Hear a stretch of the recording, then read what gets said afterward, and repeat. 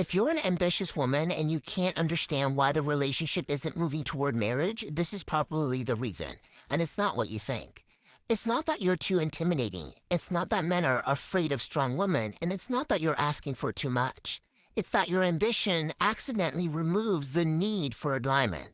Let me explain. The mistake that ambitious women don't see.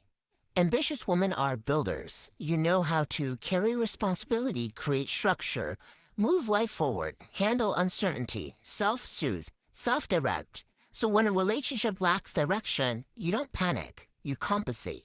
You emotionally fill the gap. You tell yourself, he's still figuring things out. He's under a lot of pressure.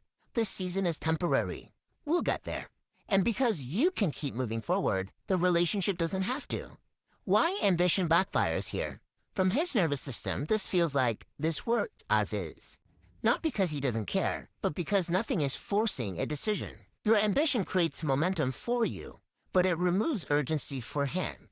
Marriage doesn't come from comfort. It comes from convergence. And convergence only happens when two paths must either align or separate. The subtle overfunctioning pattern.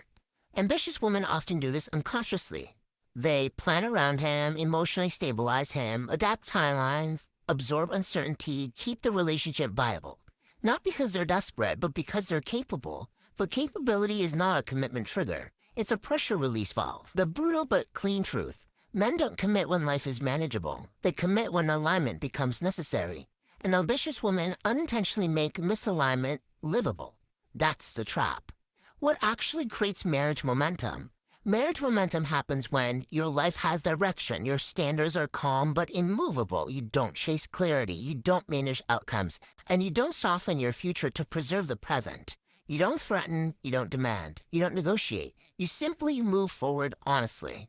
And if he can move with you, he does. If he can't, the gap reveals itself. Why this feels terrifying? Because ambitious women are used to handling things. Letting the relationship either rise or fail feels like losing control. But that's the point. Marriage requires two people choosing each other, not one person holding the structure together. Your ambition isn't the problem. Your willingness to carry ambiguity is. Marriage momentum dies when a woman's future waits for a man's readiness. It ignites when her future moves, with or without him. For more brutal truths and brutal honesty and a real relationship advice that actually gets you married, come hang out in my Patreon. Bye, guys.